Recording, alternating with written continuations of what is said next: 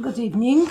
Today is the 5th of October, and I would like to share some information with you how to prevent sexual assault by using your subconscious mind. We all are psychics. There is always that damn gut feeling that we have when we are in the danger. First, I will share that I was nearly raped once. I was 18 and I was walking with my very young brother. He was 4 years old. I was taking him from the daycare. And we are walking and he wants to go to the playground. So you took a shortcut. But before we went there was a young man walking behind us. I had some feelings, but that time in Poland we never talked about the rapes. I heard a little bit, but I thought, oh, it's more in the downtown, in the city, but in our area it's safe. Well, I was mistaken. And we are walking, and I noticed he's walking in a distance, but not a big distance, so I thought, oh, some weirdo.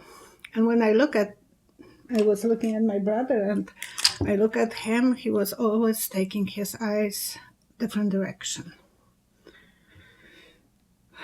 So we took the shortcut through the back alley. And there was a garage going down. And he ran from behind me and he put one hand on my mouth and another he grabbed me. And he carried me because he was much taller and he wanted to go with me to that garage because the balcony was above the garage. And I knew I have to fight. I was fighting like Leo, like wild animal. I was biting his hand, I was moving my head. Eventually I bit him that much that he let me go. I was kicking with my shoes, scratching his face with one hand before he let me go. I was scratching him with my hand. Well, it didn't last very long, but I was kicking him with my shoes. And that time I was always wearing a little bit higher shoes. And that time we had the shoes with the metal horseshoe. So that was a weapon. And my little brother was screaming, and eventually I was screaming, and he was swearing, and he went, and he was touching his legs and his finger. So I bit him because I know I had even blood on my face. But you know what? I didn't feel as a victim. I was angry, I was furious. But deep inside, I felt like a winner. That's the reason I'm telling you that, because if I can save one of any of your experiences, I want to share this story with you. You have to always think how you will protect yourself. Fight to as long as he doesn't have a gun or knife, you have some chances to fight. Don't be a victim. And probably that gave me some strength to think how I can protect myself. I always have jewelry. And quite often at the store, because we run antique store, men will make comments. I wouldn't like to have a fight with you. And I always answer, I bet you wouldn't. I'm not easy target. At the store, I have push buttons all over the place because my husband is electrician, so he makes sure that we have security buttons for me. And I want you to think that you are never completely vulnerable. Your nails, your teeth, your shoes, screaming, those are the things that you can use. Once my car broke down in England and I had to walk in the night a few blocks, and I was so scared. And there was no cellulars that time, so I couldn't call anyone. And the telephone booth was light, but when I went there, there was no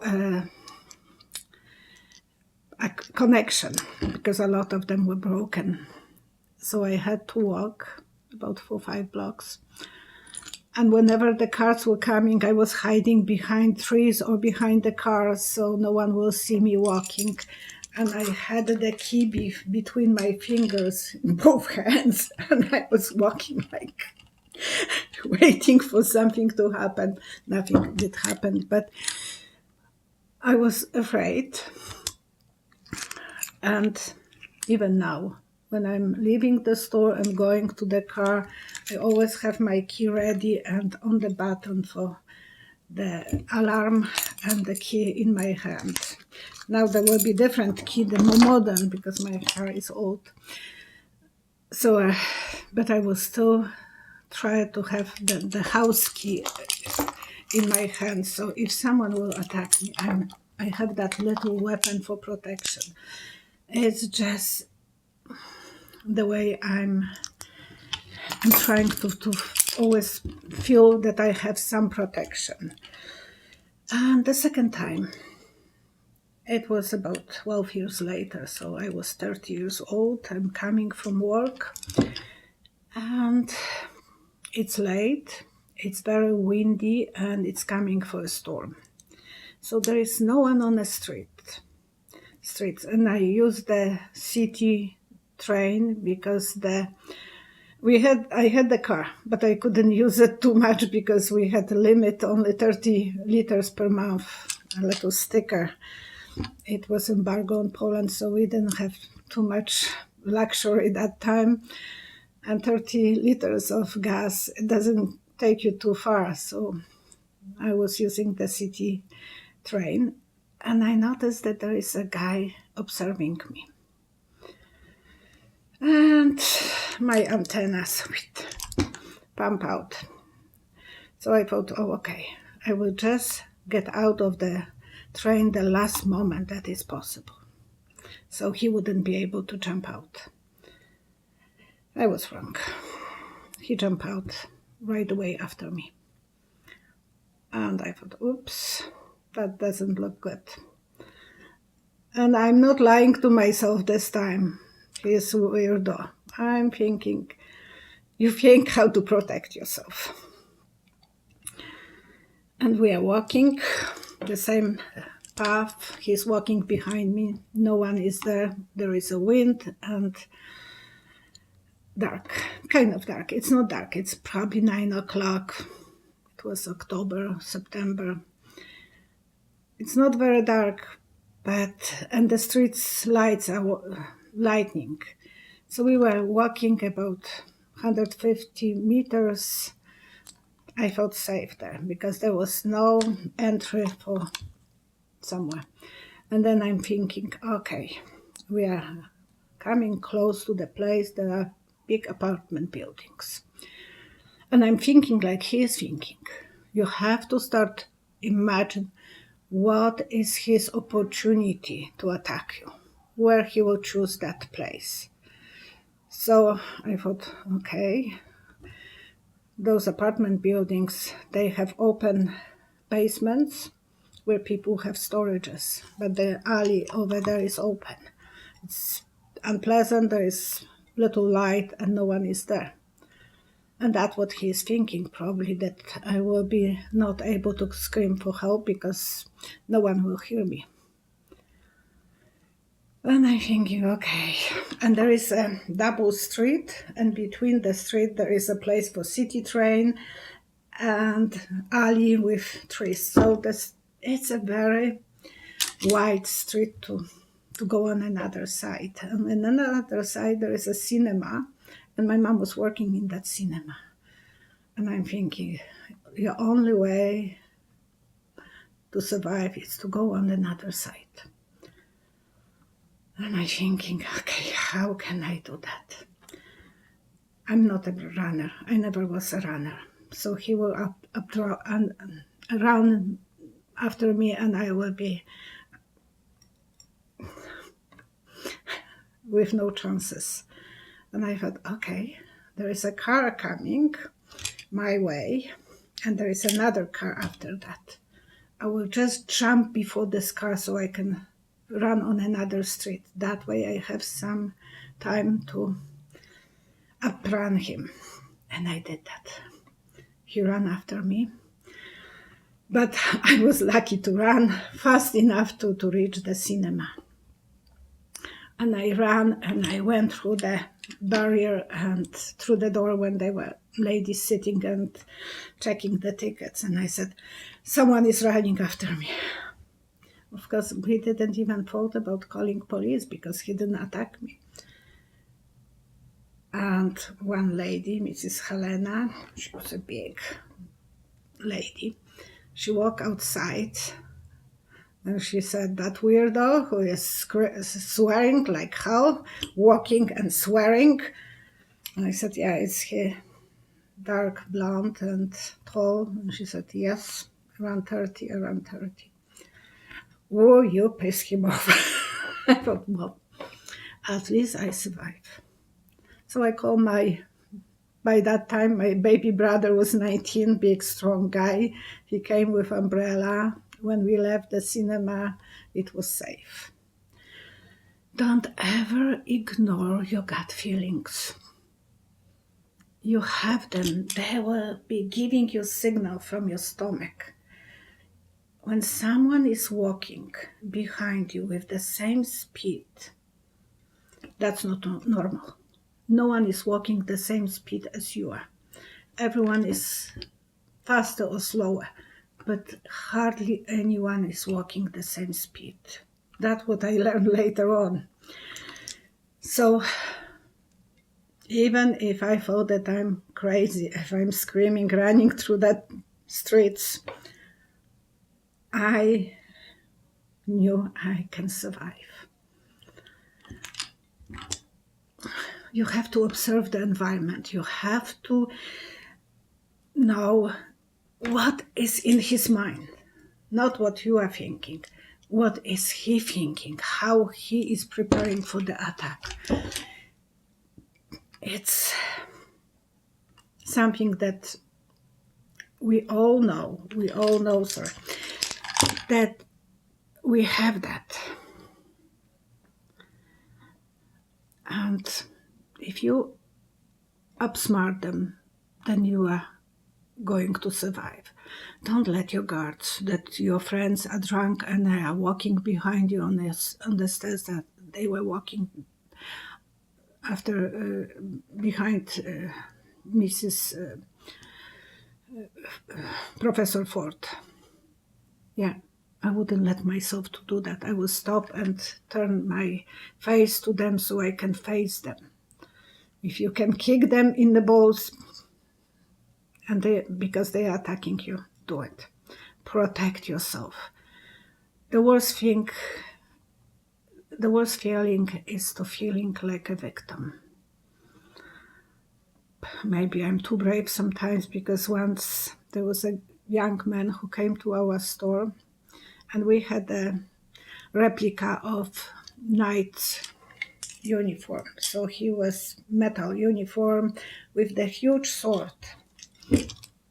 The sword was behind the chain. It was a big sword. Maybe not that big, but big. And I was on the phone talking with my brother, and I thought that young man came in and Very quietly, he pulled that sword and he left. And I told my brother, I think he stole the sword. I didn't see it. Even I have cameras, but that was blindfold actually, because he was back and then he's walking with that sword in front of him. And I ran outside and I screamed at him, put that sword down, put that sword down, put it down, not put that sword, put it down, put it down. And I screamed like crazy. You know what? He was running with it and he put it down. On our little mall, there is 9 stores. He put it down and he left. Later, when I was telling this to my sons and my husband, they said, Mom, you are crazy. Maybe, but I can't. Why would you do it? It's not that expensive. Why would you do it? It's $200, $300. It's not worth it. I said, but I can't feel like a victim. It will be bothering me if I will feel like a victim. So make sure that next time, if something is happening and every third of you is possible target, you never know which one of you is the third one. Prepare yourself. Be vicious. Don't be a nice girl. You have my permission to fight. Not everyone will survive. But as long as he doesn't have a knife or gun, you have some chances. Take those chances. But that's my opinion. I hope I'm not giving you the wrong information, but listen to your guts. I was living on the neighborhood that was mostly older ladies in townhouses. They were going with me always for a walk, so they were telling me stories. Because my little one was just born and I was going every day at the same time for a walk, so those old ladies were going with me, and I had a lot of those ladies as my friends. They were 30, 40 years older than me. And once we were talking about attacks. And one lady, she said, I have a spray paint by the door. If someone will attack me, I will spray them. She was always opening with the chain, and that was her way of preparing herself. And so that will be for today. It's really late, about 11:30. And I would like to thank you so much for worries about my stress test. I did with flying numbers, except that my heart is beating very fast. So they put me to sit for 25 minutes in the room, and they put a monitor on me, and it was checking my heartbeats. And when I came in, it was 117 beats per minute. And then I noticed that it's going up and going to 100, 110, 100, 110, and 100. And I thought, why is that? Why my heart is changing the speed? I'm doing nothing. I'm sitting in the same position. I'm not nervous. And the only thing that was changing in the room was a monitor with pictures. And on those pictures were beautiful scenes, mountains, Great Canyon. And one picture was very cold with the winter scene. And when the picture was with the cold weather, my heart was beating 110. And then there was a little animal who looks a little bit like Vivi after bath, scruffy. And when that animal was coming on the line, I didn't remember which picture would be after which.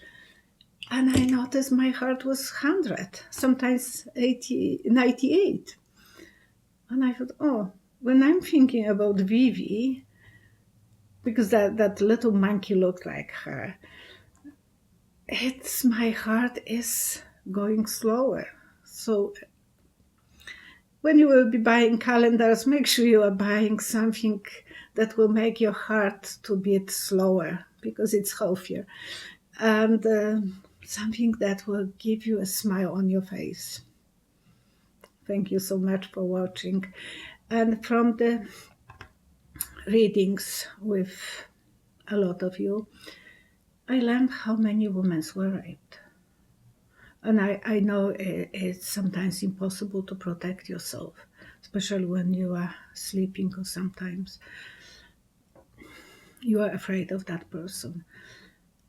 But if there is a chance that someone will be around, start fighting. If you are by yourself, it's hard. If you are in a room that there is no one will be able to come to help you, I know you are in a situation that no one can help you. But as long as you can fight and know that there are people around and that person can be scared, go for it. Okay? Thank you so much for watching, and thank you for subscribing. This reading was completely different than most of them because I believe a lot of you have that gut feeling, so listen to it. Okay? And to the Canadian people, happy Thanksgiving. Bye bye.